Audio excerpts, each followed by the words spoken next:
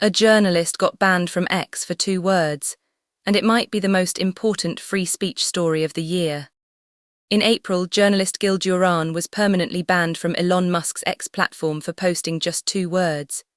He was responding to a post from the American data company Palantir, which had outlined its 22-point technological manifesto.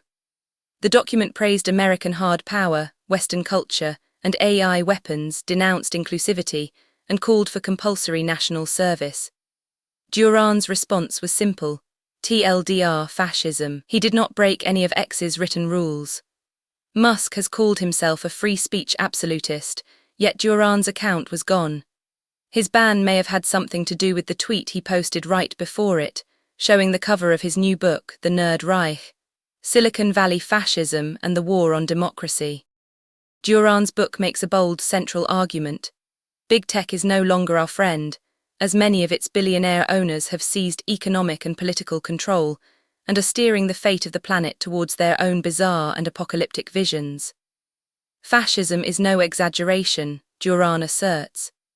Before making the claim, he researched multiple definitions of fascism by scholars including Umberto Eco, Robert Paxton, and Jason Stanley. He went back to the academic definitions and found that the pattern matches Donald Trump's Make America Great Again movement across all the key criteria. According to Duran, MAGA is a cult of grievance that seeks to purge its enemies by demonizing them through absurd and surreal propaganda. It exploits fears over law and order, gender and sexuality, in order to seize power and install a permanent hierarchy of the powerful over everyone else. That is not Duran making it up on a whim. He went back to the academic definitions and found that the pattern matches. Duran believes Silicon Valley has gone fascist because it has adopted an extreme ideology of tech supremacy.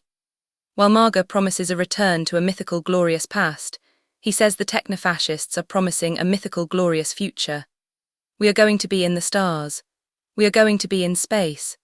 And all we need is to get rid of anybody who stands in our way as we seek to accelerate technology toward a speedy, violent, godlike transcendence. We will achieve it if we can only burn enough energy and enough compute to bring our boom loop into existence. This story came from an interview published by Steve Rose in The Guardian on Wednesday, 5th of August, 2026. The piece was conducted as part of the paper's Ideas interview series, with Duran speaking over a video call from San Francisco. The article frames the central tension. As Musk, Peter Thiel, and their peers have grown richer and more influential, Duran argues they have all but abandoned democracy and found the perfect government to enable their vision. The photograph in the article is by Winnie Wintermeyer. The Reddit community on the Futurology thread had plenty to say.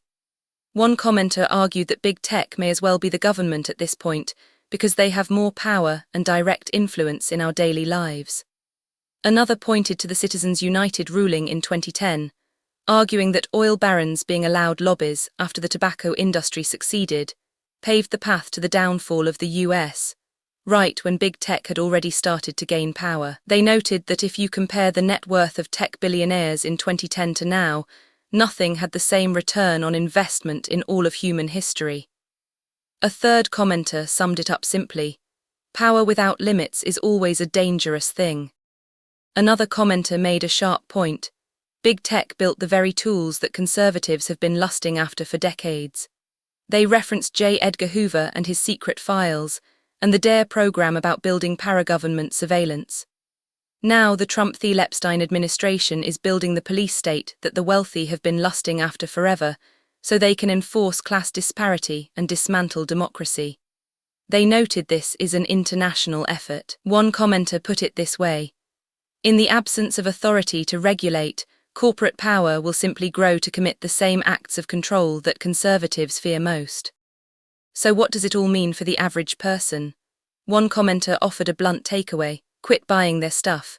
If you are still on Facebook or have a Ring camera or believe anything Musk or Thiel says, you are trudging ahead on a path they have laid for you.